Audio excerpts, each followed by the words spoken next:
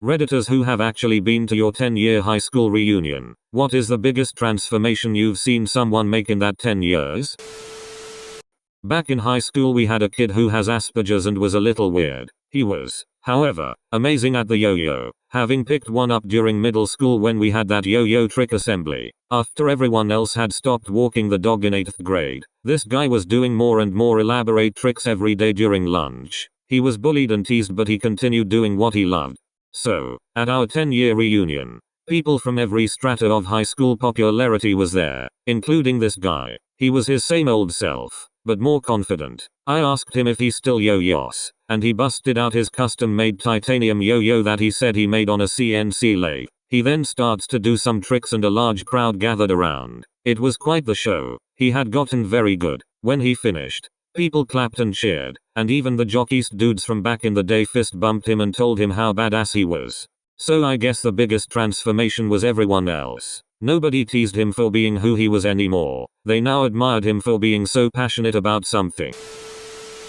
My boyfriend went to his 10-year over the weekend. Saw this overly made up, rather unattractive woman he didn't know. Turned out to be one of his old football buddies. So, I'd say that was a very big transformation. On the flip side, I know someone who hasn't aged since high school. No extra fat, no wobbles, no gray hair, nothing. Even his voice is the same at 30 as it was at 14. I'm pretty sure he's a vampire. The kid who was stealing motorcycles and selling them for parts is now a police officer. He was never accused or convicted, of course, but I knew that for a fact. Let's hope people sometimes do change. One girl who sat next to me in English class in junior and senior year. Thick Coke bottle glasses, a bird's nest of thick curly hair. She was always very nice and very smart, but super quiet and introverted. I was an extroverted, outgoing jackass, so I used to ask her to read parts when we studied Shakespeare, invited her into my group for group projects and made her take speaking roles, that kind of thing. She was never really comfortable talking about herself and we never hung out outside of class, so I left school not knowing much about her except that she was smart, quick to grin at a joke, and had strong feelings about the crucible. 10 years later, this gorgeous woman shows up to our reunion. Smoking hot redhead, sparkling blue eyes, built like a brick shit house. That goofy teenage grin had turned into a confident, knowing smile. She knew how to dress and make herself up to emphasize her assets and minimize her flaws. She was jaw-droppingly stunning. We talked for a good hour. She was just a late bloomer. I apologized for always volunteering her for public speaking and she said it was one of the things that made her start to confront her shyness. She ended up going to an Ivy League school and became a journalist, of all things. We still chat from time to time. Edit. No, we didn't bang. I was happily engaged by my 10-year reunion and well settled into my career. She lived in Africa on assignment from a wire service. We were in very different places in our lives and I was and am happy to count her as a friend. Edit 2. Brick shit house. Slang for a stacked hourglass figure on a woman. Twin sisters. The good one, straight A student and a perfect angel, is now 90 pounds soaking wet and just finished her 4th stint in rehab for drugs. The one who was a troublemaker and constantly in trouble, even arrested a few times for drugs and shoplifting while in high school, is a doctor with a family. Edit. I'm gonna start referring to the angel that went bad as the tall one and wild one that went good as the short one. It will make things less confusing for now on. I don't wanna use their names and I keep almost doing it. One of my neighbors growing up was that super motivated type A do everything types. Co-valedictorian. Captain of the hockey team. Gifted musician. Just always working. 10-year reunion. Went just how we all expected. Full ride to Yale. Harvard MBA. 6-figure Wall Street job. Gorgeous fiancé. And he seemed utterly miserable.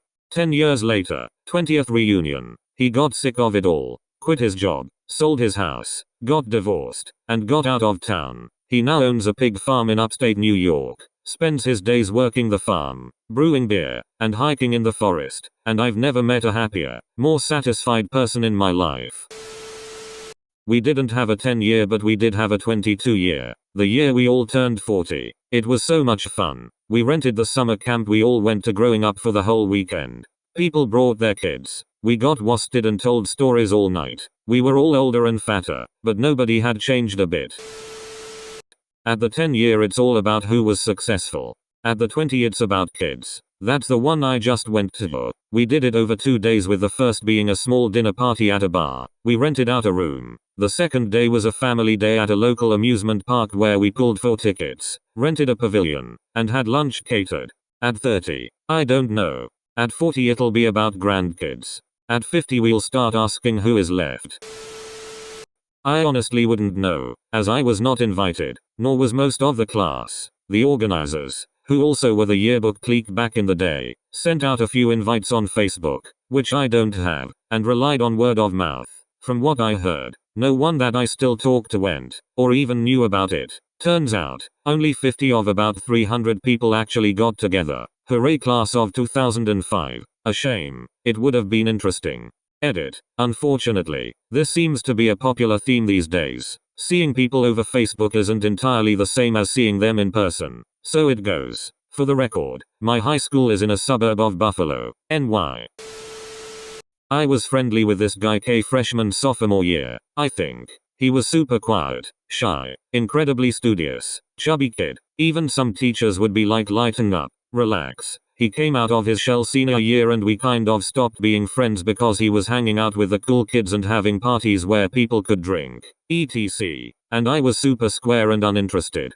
So at my reunion, he was this X20. He is now a hotshot kind of guy in DC working for a strategies company. Just googled it. No idea what they do. Anyway, at the reunion he was mostly okay until he chugged a shit ton of beers. Some folks had left, but the rest of left at the reunion had gathered around while he picked up a yearbook. He proceeded to shit on every person in our year whether they were there to defend themselves or not. This was a super uncool kid freshman year, who nobody really disliked or made fun of. Actually, just bashing everyone for weight, being weird, being uncool, being too cool, etc. My boyfriend was with me. He did not go to HS with me, and was so uncomfortable the entire time.